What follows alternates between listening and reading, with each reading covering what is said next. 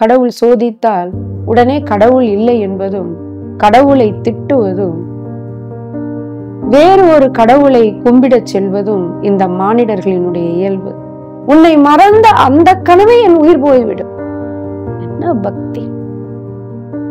இதல்லவா பக்தி? இறைவனை மறந்து நமச்சிவாய வாழ்க, நாதன் தாழ் வாழ்க, இமைப்பொழுதும் என் நெஞ்சில் நீங்காதான் தாழ்வாழ்க என்று மாணிக்க வாசகர் அருளிய அந்த திருவாசகத்திற்கு இலக்கணமாக வாழ்ந்தவர் அல்லவா? என்ன அருமையான ஒரு உணர்வு நிலையை நம்மளுக்கு கொண்டு வரும். நாம் எதுவும் புதிய பாதையை நாம் தேடி செல்ல வேண்டியதில்லை. இப்படி நாம் நமக்குள்ளே சொல்லிக் கொண்டாலே போதும். எப்படி எண்ணியது உன் கருத்து என்னலவே? எப்பா, நான் 1000 எண்ணலாம்ப்பா, ஆனா என்னை வைத்து நீ என்ன செய்ய வேண்டும் என்று நினைக்கிறாயோ அதை செய்து கொள் இறைவா. அன்பு உள்ளங்களே, இன்று நாம் பக்தி சிந்தனையில், பக்தி சுவையில், பக்தி கடலில், பக்தி சாகரத்தில் திளைக்க இருப்பதற்கான அந்த திருப்பாட்டு, அருட்பாட்டு திருவருட்பா. பக்தியின் சுவை அதில் மேலோங்கி இருக்கும். ஒரு பாட்டா இரு பாட்டா, 6000 பாடல்களும் அமிர்தம், புதையல், பொக்கிஷம், அல்ல அல்ல குறையாது. எந்த பாடலை எடுத்து சுவைக்க வைப்பது என்றே நம்மால் முடிவு செய்யவே முடியாது. ஒவ்வொரு பாடலும் எப்படி ஒரு கல்கண்டினுடைய எந்த பகுதியை எடுத்து சுவைத்தாலும் அது இனித்து கொண்டே இருக்குமோ, அப்படித்தான் திருவருட்பாவின் எல்லா பாடல்களுமே இனிமை மிகுந்தது. அப்படி உங்கள் எல்லோருக்கும் தெரிந்த ஒரு பாடல், பக்தி என்றால் எப்படி இருக்கணும்பா என்று அந்த திருவருட்பா இலக்கணம் காட்டியிருக்கும். ஒரு சின்ன சின்ன விஷயங்கள் கூட கடவுள் சோதித்தால் உடனே கடவுள் இல்லை என்பதும், கடவுளை திட்டுவதும், வேறு ஒரு கடவுளை கும்பிடச் செல்வதும் இந்த மானிடர்களினுடைய இயல்பு. இறைவனுக்கு நம் மீது கருணை குறையுமா? நம் மீது உரிமை இல்லையா? அது சோதனை இல்லையப்பா, நீ செய்த கர்ம வினை பலன். நீ விதைத்ததை இப்பொழுது அறுவடை செய்கிறாய். உன்னை அனுபவித்து தீர்த்த பிறகு அவராக உன்னை மாற்றுவதற்காகத்தான் இந்த சோதனை. ஆனால் இறைவன்பால் உண்மை அன்பு இருப்பவர்கள் உரிமையோடு திட்டலாம். ஆனால் அவன் இல்லை என்று திட்டலாமா? தான் செய்ததையெல்லாம் சொல்லி காட்டி வர திட்டுவான். இப்படியெல்லாம் உனக்கு நான் செய்தேனே என்று எல்லாம் வல்ல இந்த அண்ட சராசரங்களுக்கும் அதிபதியாக இருக்கக்கூடிய இறைவனுக்கு நாம் என்ன செய்ய முடியும்? அந்த அறிவு கூட நமக்கு இல்லை. அவனை நம்மோடு சமமாக வைத்து ஏதோ நாம் கொடுக்கின்ற தேங்காய்க்கும், பழத்திற்கும், பூவிற்கும், அபிஷேகத்திற்கும் அவன் ஏங்குபவன் போல இந்த உலகாதிபதியை, அண்ட சராசரத்தின் அதிபதியை எவ்வளவு நாம் சிறுமை செய்கிறோம். நம் அறியாமை தானே. ஆனால் வள்ளல் பெருமானார் போன்ற மகான்கள், அருளாளர்கள் எப்படி இறைவனை வணங்கினார்கள்? என்ன சொல்கிறார்? அப்பா, நீ எத்தனை துன்பம் எனக்கு அளித்தாலும் உன்னை என்னால் மறக்க முடியாது. 2ஆம் திருமுறையில் வரக்கூடிய நமச்சிவாய சங்கீர்த்தனம், நமச்சிவாய பதிகம் என்ற தலைப்பின் கீழ் அமைந்த பாடல்கள் அனைத்தும் அருமை. அதில் நடைமுறையில் நடக்கவே முடியாது, இந்த விஷயம்லாம் நடக்கவே நடக்காது. இதெல்லாம் நடந்தா கூட நான் உன்னை மறக்கிறது நடக்காது. இதே பொருள்பட இன்னொரு பாட்டு இருக்கு, அதை லேசாக தொட்டு விட்டு இந்த பாட்டுக்கு வந்துடலாம். எல்லாமே சுவைதாங்க, பக்தி சுவைதான். உன்னை மறந்திடுவேனோ, மறந்தால் உயிர் விடுவேன். எவ்வளவு நேரத்துக்குள்ள? மறந்து விட்டால் இறைவா நான் உயிரை விட்டு விடுவேன். எவ்வளவு நேரத்திற்குள் உயிரை விடுவாய்? கன நேரம் கூட, இடையில் ஒரு கணம் கிடையாதப்பா. உன்னை மறந்த அந்த கனவே என் உயிர் போய்விடும். என்ன பக்தி!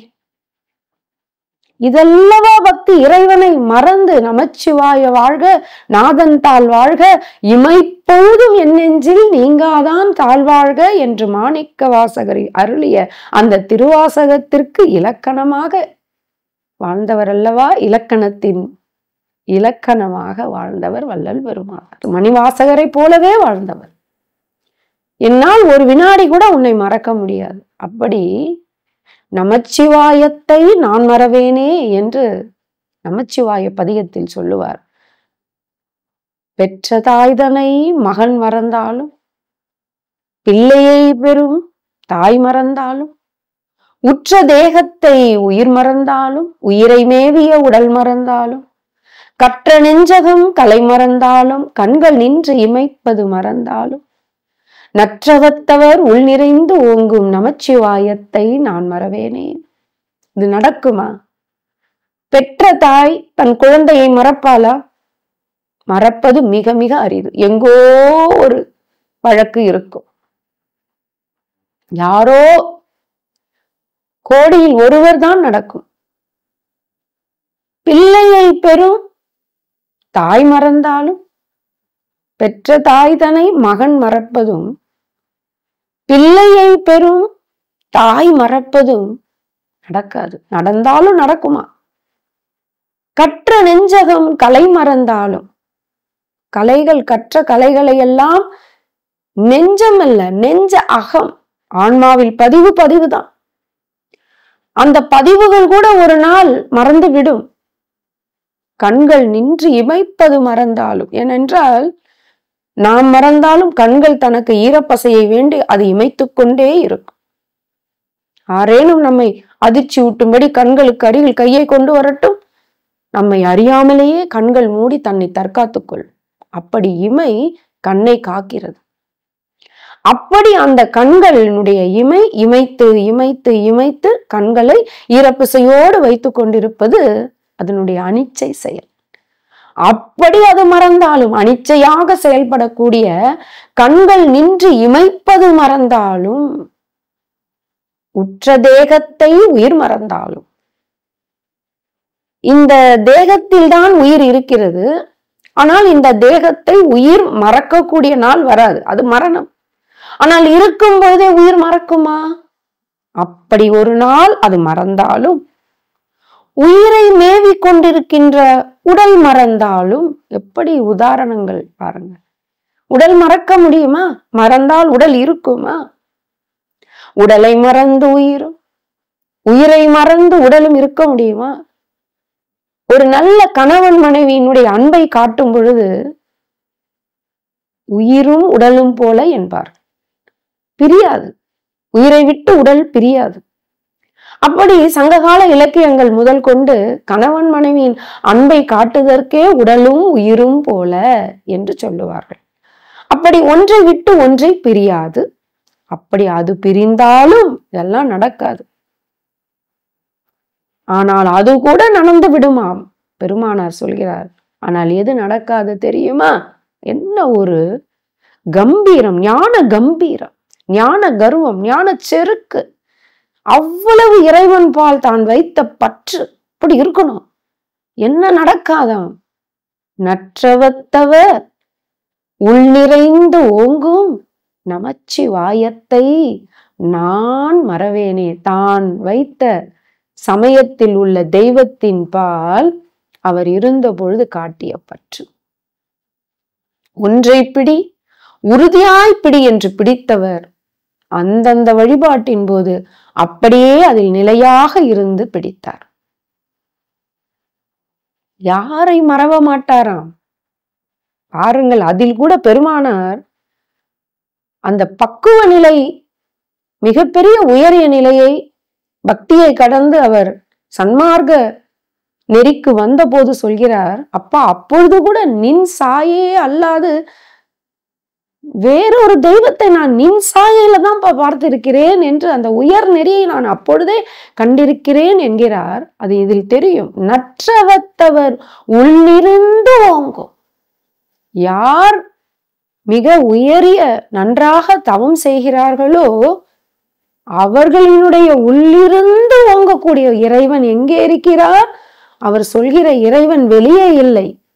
சிலையில் சொல்ல நமச்சிவாயம் இல்லை, விக்கிரகத்தில் இருக்கின்ற சிவனை சொல்லவில்லை. நற்றவத்தவர்களினுடைய உள்ளிறைந்து ஓங்கும் நமச்சிவாயத்தை நான் மறவேனே, என்னால் இது மட்டும் முடியாது என்கிறார். இப்படி இந்த பாடலில் அவ்வளவு உருவகங்களை, உதாரணங்களை காட்டியிருப்பார். சில வரிகளை படித்து காண்பிக்கிறேன். உடை உடுத்திட இடை மறந்தாலும், உலகுளோர் பசிக்கு குணம் மறந்தாலும், படையெடுத்தவர் படை மறந்தாலும், பறவைதான் அழைப்பது மறந்தாலும், புடை அடுத்தவர் தமை மறந்தாலும், பொன்னை வைத்த அப்புதை மறந்தாலும், நடையடுத்தவர் வழி மறந்தாலும், நமச்சிவாயத்தை நான் மறவேனே. இதெல்லாம் நடக்காத செயல்கள். உடையை உடுத்திட இடை மறக்குமா? மறந்தாலும். இந்த உலகில் உள்ளோருக்கெல்லாம் பசி என்ற குணம் மறக்குமா? பறவை தான் பறப்பதை மறக்குமா? படை எடுத்தவர் படையை மறப்பார்களா? இந்த வழியில் செல்ல வேண்டும் என்பவர்கள் தன் வழியை எப்பொழுதாவது மறந்திருப்பார்களா? தானா கொண்டு வந்துடும், எங்கோ நினைவுகள் இருந்தாலும். இப்படி இதெல்லாம் மறந்தால் கூட நமச்சிவாயத்தை நான் மறக்க மாட்டேன் என்கிறார். என்ன அருமையான ஒரு உணர்வு நிலையை நம்மளுக்கு கொண்டு வரும். நாம் எதுவும் புதிய பாதையை நாம் தேடி செல்ல வேண்டியதில்லை. இப்படி நாம் நமக்குள்ளே சொல்லி கொண்டாலே போதும், அவர் பெற்ற அந்த உணர்வை நாம் பெற முடியும். இன்னொரு பாடலில், வன்மை செய்திடும் வறுமை வந்தாலும், மகிழ்வு செய் பெரு வாழ்வு வந்தாலும், புன்மை மங்கையர் புணர்ச்சி நேர்ந்தாலும், பொருந்தினாலும் நின்றாலும் சென்றாலும், தன்மை இல்லவர் சார்பிருந்தாலும், சான்ற மேலவர் தமை அடைந்தாலும், நன்மை என்பன யாவையும் அளிக்கும் நமச்சிவாயத்தை நான் மறவேனே. என்னை மிகப்பெரிய ஒரு துன்பத்தை அளித்திடும் வறுமை வந்து என்னை சேர்ந்தாலும், இதைவிட ஒரு வறுமை வராது, அப்படிப்பட்ட கொடுமை வறுமை எனக்கு வந்தாலும், மகிழ்வை அளிக்கக்கூடிய பெரிய வாழ்வு வந்தாலும், கீழ்நிலைக்கு போனாலும் சரி, மிகப்பெரிய ஒரு எட்ட முடியாத மேல்நிலையை நான் எய்தினாலும்,